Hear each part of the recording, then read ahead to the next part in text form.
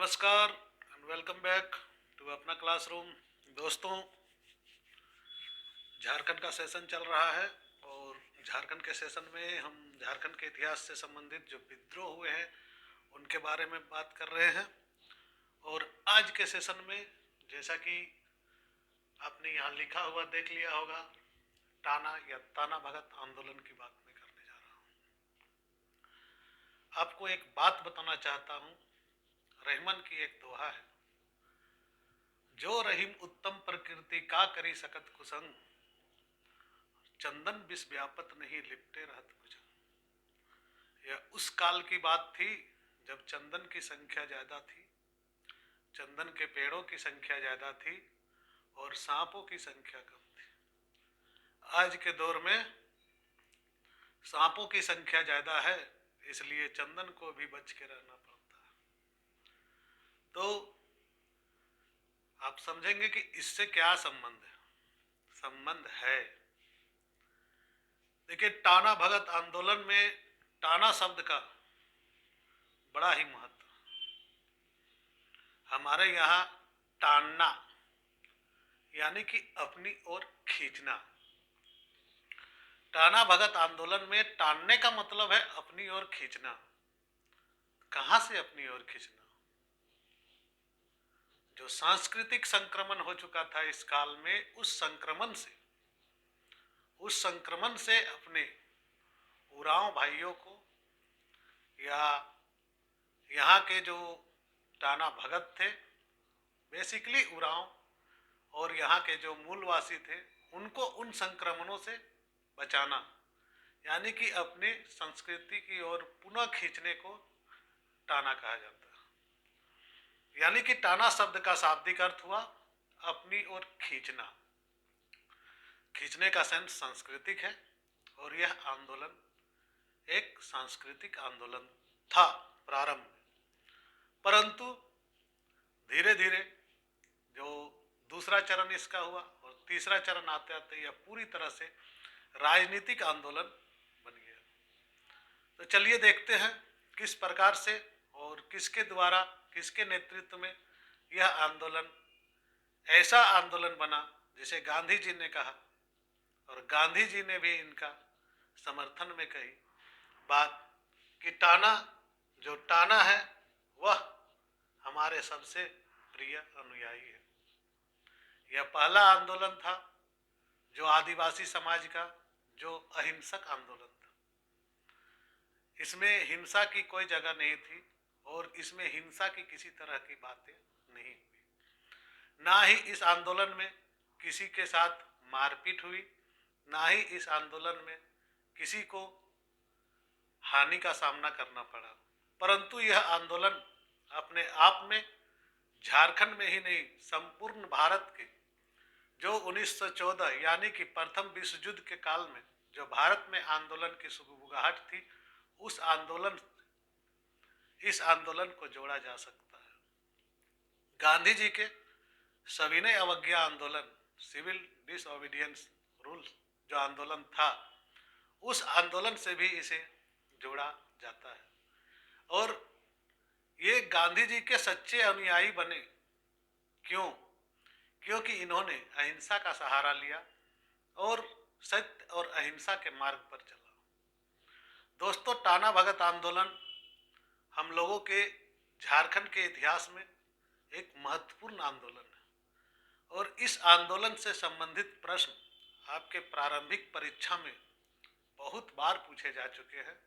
और झारखंड सचिवालय सहायक की परीक्षा में, झारखंड पंचायत सचिव की परीक्षा में, झारखंड लोक सेवा आयोग की परीक्षा में और झारखंड टेट की परीक्षा में, सभी परीक्षाओं में इससे प्रश्न पूछे गए। और इससे जो प्रश्न पूछे जाते हैं उन प्रश्नों को भी मैं आज बताऊंगा।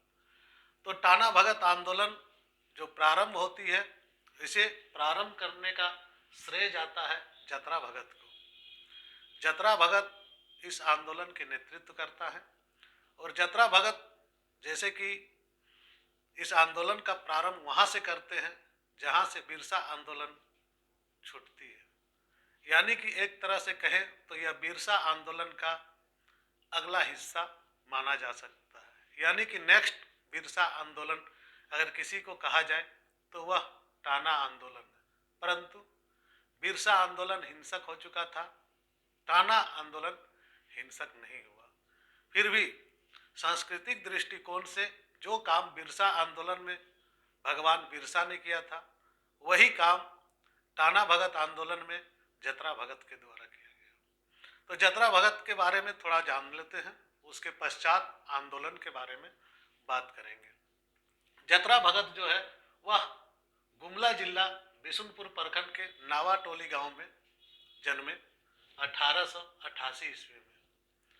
यानी कि 1800 ईस्वी में बिशुनपुर नावाटोली जो गुमला जिला का बिशुनपुर प्रखंड के नावाटोली गांव में इनका एक साधारण उरांव परिवार में जन्म होता है। इनके पिता का नाम कोदाल उरांव और माता का नाम लिवरी था। ये विवाहित थे और इनकी पत्नी का नाम आपका बुधनी भगत था। आपको पता है कि 2 अक्टूबर को गांधी जयंती मनाई जाती है, परंतु 1 अक्टूबर को जतरा भगत की जयंती मनाई जाती है और 1 अक्टूबर को इनकी जयंती प्रत्येक वर्ष मनाई जाती है। जतरा भगत ने यह आंदोलन का प्रारंभ 21 अप्रैल 1914 ईस्वी से की, जिसका मुख्य लक्ष्य था सांस्कृतिक शुद्धिकरण। जो उरांव जनजाति इस दौरान अंग्रेजों के बहकावे में आके अपने सांस्कृतिक संक्रमण की ओर बढ़ रहे थे, उस संक्रमण को रोकना। जो अन्य धर्मों को अपना लिए थे, जो अन्य धर्मों के बहकावे में आ गए थे या लोभ में आ गए थे या कुछ चंद फायदों के लिए अपनी संस्कृति से बिछड़ के किसी अन्य संस्कृति में समाहित हो रहे थे, उन सभी को अपने ओर खींचने का नाम ही टाना भगत आंदोलन है। तो टाना भगत आंदोलन का जो मुख्य रूपरेखा जो प्रथम चरण है, उस प्रथम चरण में देखिए, चरण कहने का मतलब ये नहीं है कि आपका किताब में इस प्रकार से दिया गया है, परंतु आपको समझना होगा कि यह 3 चरणों में हुआ था।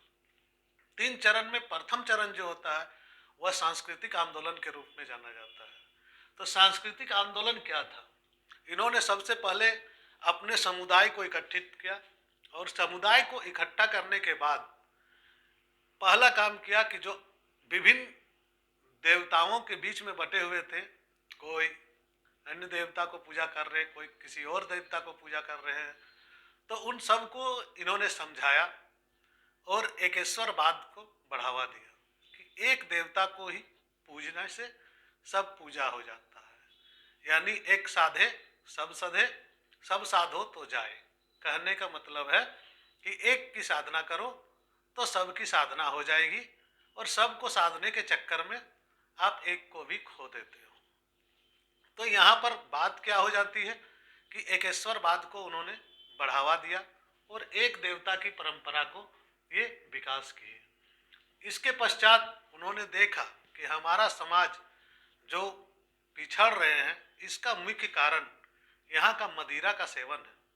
तो सबसे पहले मदिरा का सेवन मांस के साथ लोग करते हैं, तो मांस और मदिरा पर उन्होंने सबको इसलिए प्रेरित किया कि आप मांस मदिरा का परित्याग करें। जब मांस मदिरा का परित्याग करेंगे तो आपके अंदर स्वतः ही स्वगुण आने लगेंगे जो दुर्गुणों को भगाएंगे और इन्हीं दुर्गुणों को हटाने के लिए उन्होंने मांस और मदिरा का त्याग करने का आह्वान किया और इस आह्वान का नतीजा हुआ कि उरांव जनजाति मांस मदिरा खाना छोड़ दी। इसके पश्चात उन्होंने आदिवासियों की नृत्य पर पाबंदी लगा दी। देखिए, यहाँ पर सांस्कृतिक आंदोलन है, नृत्य पर पाबंदी लगाने का मतलब आप ये ना समझ लें कि सांस्कृतिक कार्यक्रम पर पाबंदी लगा दी। सांस्कृतिक कार्यक्रमों पर पाबंदी नहीं लगी थी, बल्कि नृत्य जो कि एक विकृत हो चुकी थी, यानी कि जमींदारों के यहाँ जाके नाचना, चंद पैसों के लिए अपनी संस्कृति को विकृत करना, उस प्रकार के नृत्य को इन्होंने पाबंदी लगा दी थी। क्योंकि कुछ लोग आज भी आदिवासियों के नृत्य को और उस काल में आदिवासियों के नृत्य को सिर्फ मनोरंजन का एक साधन मान के चलते थे। उनके नृत्य में जो मूल भावना है, उस भावना को हटाकर आपके सिर्फ इंटरटेनमेंट या आप बोलिए कि मनोरंजन का साधन बना दिए थे। वैसी नृत्य परंपरा को उन्होंने, आदिवासियों की नृत्य परंपरा को पाबंदी लगाई और सभी लोगों इसे माना भी और नृत्य परंपरा को रोक दिया। इन्होंने झूम खेती कहने का मतलब है कि आप पढ़े होंगे जियोग्राफी में, झूम खेती होती है कि एक स्थान पर खेती होने के बाद अन्यत्र कहीं जाकर खेती को करना झूम खेती कहलाती है। यानी कि उस समय जो लैंड रिक्वेजिशन एक्ट आ गया था, उसके बाद जो खुदकट्टीदार होते थे, यानी कि जो खुद जंगल की सफाई करके कहीं और खेती करते थे, उस पर पाबंदी लगा दी गई थी। परंतु उन्होंने कहा कि नहीं, हमारा यह परंपरा है झूम खेती और हम उस झूम खेती को वापस चाहते हैं और झूम खेती करना इन्होंने प्रारंभ किया। इसने यानी कि जतरा उरांव ने, जतरा भगत ने अपने इस आंदोलन का प्रचार करने के लिए कई क्षेत्रों में अलग अलग लोगों की नियुक्ति की, जो इनके इस सांस्कृतिक आंदोलन का प्रचार कर सके। तो इस सांस्कृतिक आंदोलन का प्रचार करने के लिए उन्होंने मांडर में शिबू भगत को नियुक्त किया, मांडर में शिबू भगत को नियुक्त किया, घाघरा में बलराम भगत को नियुक्त किया, बिशुनपुर जो उनका अपना जन्म स्थान था वहां पर भिखू भगत को नियुक्त किया, सिसई में एक महिला थी, बहुत ही पंडित कहा जा सकता या पाहन कहा जा सकता है, जिनका नाम देवमनिया था, उनकी नियुक्ति वहां पर की गई। तो इस प्रकार से उन्होंने आंदोलन का पहला चरण को पूरी तरह से सांस्कृतिक रखा और अपने समाज में सुधार के लिए काम किए। जब समाज में सुधार हो गया, यानी कि समाज सुधार की ओर आगे बढ़ने लगे, तब उन्होंने सोचा कि अब आगे इस आंदोलन की रूपरेखा और उद्देश्य को तय किया जाए। तो इस आंदोलन का मुख्य उद्देश्य था स्थानीय स्वशासन की स्थापना करना, यानी कि हमारा शासन स्वयं का शासन हो और केंद्रीयकरण शासन का विरोध उन्होंने करना शुरू किया। और जो धार्मिक आंदोलन था, उस धार्मिक आंदोलन में जो उनका मूल धर्म था कुरुक धर्म, उसी धर्म को आगे बढ़ाने पर इन्होंने जोर दिया। तो टाना भगत आंदोलन मुख्य रूप से कुरुक धर्म का जो प्रचार करता है, इस बारे में भी हम बात करते हैं। 1916 में जतरा भगत को 1916 ईस्वी में जतरा भगत को गिरफ्तार कर लिया जाता है और 1 वर्ष की उन्हें सजा हो जाती है। 1916 में ईस्वी में जतरा भगत गिरफ्तार होते हैं और उन्हें 1 वर्ष की सश्रम सजा होती है। इसका वही चार्ज किया जाता है जैसे कि अन्य क्रांतिकारियों पर चार्ज किया गया था, यानी कि आपका विद्रोह फैलाना और अंग्रेजी सरकार के विरुद्ध काम करने का जो चार्ज होता है, वो चार्ज जतरा भगत पर लगाया जाता है। 1 साल के सश्रम कारावास के दौरान उनके साथ बहुत ही दुर्व्यवहार होता है, जिसके कारण वे जब जेल से उन्हें रिहा किया जाता है तो एक बॉन्ड भी भराया जाता है और लिखित रूप से यह लिखा जाता है कि आप किसी प्रकार का आंदोलन या आप अंग्रेज सरकार के विरुद्ध किसी प्रकार के काम या भावनाओं को भड़काने का काम नहीं करेंगे। परंतु होता क्या है कि 1 वर्ष के बाद ही जो जेल में इनके प्रताड़ित किया गया था, इसके कारण इनकी मृत्यु हो जाती है। यानी कि 1617 आते आते जतरा भगत की मृत्यु हो जाती है। परंतु इनके द्वारा चलाया गया आंदोलन, जो सांस्कृतिक आंदोलन था, वह समाप्त नहीं होता है और उनके जो अनुयायी रहते हैं, वे अनुयायी इस आंदोलन को आगे बढ़ाते रहते हैं और यह आंदोलन पूर्ण रूप से धार्मिक आंदोलन न रहकर अब राजनीतिक आंदोलन का रूप रेखा ले लेते हैं। तो इस काल में जो दूसरा चरण होता है, तो इस चरण में यह आंदोलन 2 भागों में बंट जाता है। तो यह आंदोलन 2 भागों में बंटने का क्या कारण था, यह प्रश्न पूछा जाता है। तो यह आंदोलन 2 भागों में बंटने का मुख्य कारण था जो मांडर के शिबू भगत थे, मांडर के इंचार्ज जो शिबू भगत थे, प्रचारक जिसे कहा जा सकता है, शिबू भगत थे, उन्होंने मांस खाने की अनुमति प्रदान कर दी थी। याद रखेंगे, मांडर मांस, शिबू भगत, मांडर का मांस खाने की अनुमति शिबू भगत ने दे देते हैं और इस प्रकार यह दो भागों में बढ़ जाता है। पहला भाग हो जाता है जिसे अरुआ भगत कहते हैं, यानी कि अरुआ भगत जो अरवा खाने वाले होते हैं उन्हें अरुआ भगत। अरवा कहने का मतलब है जो मांस मदिरा का सेवन नहीं करते हैं, शाकाहारी जीवन व्यतीत करते हैं, उन्हें अरुआ भगत कहते हैं। और जो मांस मदिरा खाने वाले हो जाते हैं उन्हें जुल्हा भगत कहा जाता है, उन्हें जुल्हा भगत कहा जाता है। इसके बाद 1916 के बाद ही ये लोग आंदोलन को आगे बढ़ाते हैं।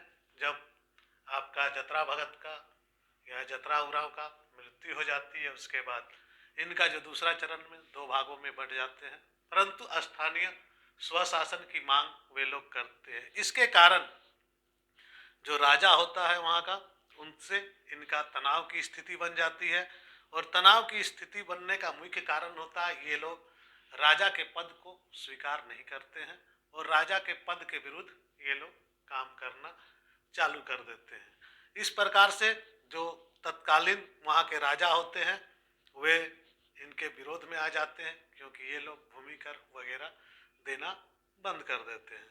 इसके पश्चात क्या होता है कि 1916 में जो छोटा नागपुर प्रमंडल में है, छोटा नागपुर प्रमंडल 1916 ईस्वी में छोटा नागपुर प्रमंडल के जो टाना भगत आंदोलन से जुड़े थे, शिबू भगत और देविया भगत, सिंहा भगत जो जुड़े, वे लोग जो उनको शुक्रा भगत जो इतने लोग जुड़े थे उन्हें गिरफ्तार कर लिया जाता है 1916 में और उन्हें गिरफ्तार करके जेल में डाल दिया जाता है, परंतु फिर भी आंदोलन जारी रहता है और 1919 में वे लोग चौकीदारी कर और मालगुजारी कर का विरोध करते हैं, यानी कि राजा का पूरी तरह से यहाँ से विरोध शुरू हो जाता है।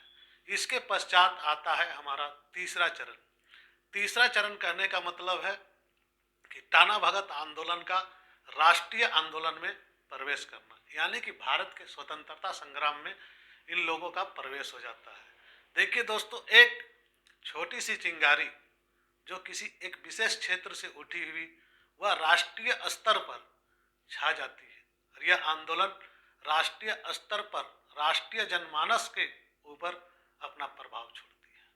किस प्रकार से कि महात्मा गांधी ने जब सविनय अवज्ञा आंदोलन की आह्वान किया, महात्मा गांधी ने जब सविनय अवज्ञा आंदोलन का आह्वान किया था, तो आपको पता है कि 1921 ईस्वी में टाना भगत लोग उसमें शामिल होते हैं। इस दौरान इनका नेतृत्व सिद्धू भगत करते हैं और सिद्धू भगत के नेतृत्व में टाना भगत लोग महात्मा गांधी के इस आंदोलन में कूद पड़ते हैं, यानी कि जो आपका सविनय अवज्ञा आंदोलन है उसमें 1921 में इनका प्रवेश होता है और महात्मा गांधी इनसे प्रभावित होते हैं, क्योंकि यह अहिंसक आंदोलन रहता है और इनसे प्रभावित होकर टाना भक्तों को सबसे प्रिय अनुयायी के रूप में कहते हैं और यह यहाँ से आपका तीसरा चरण हो जाता है। इस दौरान टाना भक्त लोगों ने शराब की दुकानों की पिकेटिंग और जो उनका सत्याग्रह और प्रदर्शनों का पुरजोर समर्थन करते हैं और पुरजोर समर्थन करने से यह आंदोलन जो टाना भगत आंदोलन था वह सविनय अवज्ञा आंदोलन के साथ कदम से कदम मिला के चलने लगते हैं। इसी दौरान हमारा जो 1922 में गया अधिवेशन होता है और 1923 में नागपुर अधिवेशन होता है कांग्रेस का गया अधिवेशन और नागपुर अधिवेशन। याद रखेंगे, झारखंड के संदर्भ में 4 अधिवेशन बहुत ही महत्वपूर्ण है कांग्रेस का। उन चारों अधिवेशन में आपका बहुत प्रश्न आते हैं, तो 1922 का गया अधिवेशन, 1923 का जो है नागपुर अधिवेशन, 1940 का रामगढ़ अधिवेशन, ये सारे इम्पोर्टेंस हैं। और जो ये होते हैं ये लोग गया अधिवेशन और नागपुर अधिवेशन में भाग लेते हैं। कहा जाता है यह सबसे बड़ा अहिंसक आंदोलन के रूप में आता है और भारतीय पृष्ठभूमि पर अपनी छाप छोड़ता है। इन्होंने 1940 में जो रामगढ़ अधिवेशन होता है, 1940 के जो रामगढ़ अधिवेशन होता है उसमें भाग लेते हैं और चंदा करके, जो गांव घर में चंदा किए, उसी चंदा के पैसे से महात्मा गांधी को स्वराज फंड के लिए, यानी कि महात्मा गांधी को जो भारतीय आंदोलन के लिए जो फंड बनाते हैं, उस फंड में 400 रुपये की, उस समय 1940 में 400 रुपये का क्या महत्व रहा होगा। एक आदिवासी समुदाय के बीच से उठ के 400 रुपये का ये लोग दान करते हैं महात्मा गांधी को कि आप आंदोलन को आगे बढ़ाएं। तो इसके पश्चात जब वो ये लोग 400 रुपये दान करते हैं, तो इसके पश्चात क्या होता है, आप देखेंगे कि 1930 में बारदोली सत्याग्रह भी होता है। दोस्तों, यहाँ मैं बैक इसलिए जा रहा हूँ, आपको मैंने 1940 बताया क्योंकि गांधी जी से टर्म था तो गांधी जी के बारे में बता दिया। अब आते हैं बारदोली सत्याग्रह में।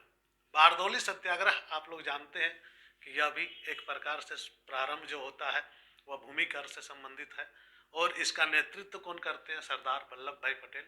जहाँ उन्हें लौह पुरुष, बारदोली की महिलाओं ने उन्हें लौह पुरुष भी कहती है।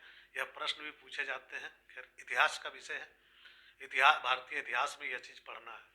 तो बारदोली सत्याग्रह के दौरान या बारदोली आंदोलन के दौरान, जो 1930 में हुई बारदोली आंदोलन में एक नारा था कि कर नहीं देना है। इस नारा का अनुसरण यहाँ की आपका भक्तों ने किया, टाना भक्तों ने, और यहाँ भी उन्होंने कर का विरोध किया। इस प्रकार का यहाँ भी फैसला लिया गया, यानी कि बारदोली सत्याग्रह का अनुसरण करते हुए उन्होंने भी कर नहीं देने का फैसला लिया। और 1948 में, सन 1948 में ताना भक्तों के पुनर्वास के लिए एक पुनर्वास परिषद का गठन किया गया जो हमारे रांची में है। इसका नाम है रांची जिला ताना भगत पुनर्वास केंद्र, रांची जिला ताना भगत पुनर्वास परिषद, पुनर्वास केंद्र। तो दोस्तों, जैसा कि आपने देखा कि टाना भगत आंदोलन जो प्रारंभ हुई थी सांस्कृतिक आंदोलन से, धीरे धीरे राजनीतिक होती है और राजनीतिक होते ही यह अपने मूल लक्ष्य को हासिल करती है। मूल लक्ष्य कहने का मतलब है भारत की आज़ादी, और भारत के जो आज़ादी में इनके जो योगदान है, यह अहम योगदान है। और किस प्रकार से टाना भगत द्वारा अपने आंदोलन को आगे बढ़ाता है, इस यह हमने आपको बता दी। अब हम प्रारंभिक परीक्षा को दृष्टिकोण में रखते हुए प्रारंभिक परीक्षा से संबंधित जो प्रश्न है वह किस प्रकार के पूछे जाएंगे, और वन लाइनर में आप एक बार एक नज़र देख लें। टाना भगत आंदोलन जतरा भगत के द्वारा प्रारंभ की गई। जतरा भगत का नेतृत्व में किया गया। इसका मुख्य केंद्र गुमला था और इससे बिरसा जो आंदोलन है उसका विस्तार कहा जाता है। यह सांस्कृतिक आंदोलन था। एकेश्वरवाद, मांस मदिरा का त्याग, आदिवासी नृत्य पर पाबंदी और झूम खेती की वापसी से संबंधित था। प्रारंभ में इन्होंने अपने आंदोलन के प्रचार के लिए मांडर में शिवू भगत, घाघरा में बलराम भगत, बिशुनपुर में भिखू भगत और सीसई में देवमनिया एक महिला थी उसको नियुक्त किया था। और इन्होंने अपने कुरुक धर्म आंदोलन को बढ़ावा देने के लिए इन्होंने कुरुक धर्म आंदोलन, जो कि उरांवों की सबसे प्राचीन धर्म है, उस धर्म के आंदोलन को बढ़ावा देने के लिए इस प्रकार के कदम उठाए थे। इनका मूल उद्देश्य था स्थानीय स्वशासन की मांग, और स्थानीय स्वशासन के लिए इन्होंने राजाओं का जो पद है उसे मानने से इनकार कर दिया और टैक्स देना बंद कर दिया। 1916 ईस्वी में जतरा भगत गिरफ्तार कर लिए जाते हैं। जतरा भगत गिरफ्तार हो जाते हैं, उन्हें 1 वर्ष की सजा होता है, परंतु 1917 में उनकी मृत्यु हो जाती है। 1 अक्टूबर को प्रत्येक वर्ष जतरा भगत का जतरा भगत बोलिए या टाना भगत आंदोलन के मुख्य जो नेतृत्व करता है उनकी जन्म दिवस मनाया जाता है 1 अक्टूबर को। जैसे कि आप 2 अक्टूबर याद रखते हैं वैसे ही 1 अक्टूबर भी याद रखेंगे। दूसरे चरण में मांडर में मांस खाने की अनुमति देने के कारण जो मांडर के शिवू भगत थे उन्होंने मांस खाने की अनुमति दे दी, तो यह 2 भागों में बांट गया, एक अरुआ भगत, एक जुल्हा भगत। अरुआ भगत जो शाकाहारी थे, जुल्हा भगत जो मांस खाने वाले थे। राजा पद को समाप्त करने और स्वशासन की मांग करने के लिए यह आंदोलन आगे भी चलता रहा। 1919 में इन्होंने चौकीदारी और मालगुजारी कर देने से विरोध कर दिया। तीसरे फेज में महात्मा गांधी के राष्ट्रीय आंदोलन यानी कि सविनय अवज्ञा आंदोलन में ये लोग शामिल हो जाते हैं। सविनय अवज्ञा आंदोलन के दौरान जो इनका नेतृत्व करता है, उनका नेतृत्वकर्ता का नाम सिद्धू भगत है, जो अंग्रेजों से जो गांधी जी से मिलते हैं और अंग्रेजों के विरुद्ध आवाज उठाने में उनके साथ खड़े रहते हैं। 1922 में गया अधिवेशन, 1923 में नागपुर अधिवेशन में ये लोग भाग लेते हैं। 1930 के बारदली का अनुसरण करते हुए टैक्स देने का फैसला नहीं करते हैं कि टैक्स नहीं देना है। 1940 में रामगढ़ अधिवेशन में 400 रुपये ये लोग महात्मा गांधी को देते हैं उनके फंड के लिए। और 1948 में रांची जिला ताना भगत पुनर्वास परिषद का गठन होता है। दोस्तों, यहाँ तक ताना भगत आंदोलन जो है पूरी तरह से क्लियर हो जाना चाहिए, क्योंकि इससे संबंधित प्रश्न बहुत बार पूछे जा चुके हैं और आगे भी पूछे जाने की संभावना 100% है। इसलिए इसे नज़रअंदाज न करें। आप लोग कोशिश करें, अगर इससे संबंधित कोई भी प्रश्न हो तो कमेंट में लिखें और मैं आपको उसका जवाब दूंगा। और नेक्स्ट टॉपिक जो हो, क्योंकि झारखंड के आंदोलन से अब जो छोटे मोटे आंदोलन है उनसे संबंधित एक दो वीडियो बनेंगे। इसके पश्चात जो है आपका क्या स्टार्ट करना है यह आप कमेंट करेंगे, या तो फिर मैं झारखंड की जो लोक संस्कृति है उसे स्टार्ट करूंगा। और आपने अभी तक सब्सक्राइब नहीं किया है दोस्तों तो सब्सक्राइब कर लें, कमेंट करें, लाइक करें, शेयर करें अगर आपको मेरा क्लास अच्छा लगता है तो। और अगर क्लास अच्छा नहीं लगता है तो डिसलाइक भी कर सकते हैं। आप पूरी तरह से आज़ाद हैं इस बारे में। मेरा काम आपको सटीक रास्ता दिखाना है जिससे आप अपने परीक्षा को क्रैक कर सकें। धन्यवाद। जोहार। जय झारखंड।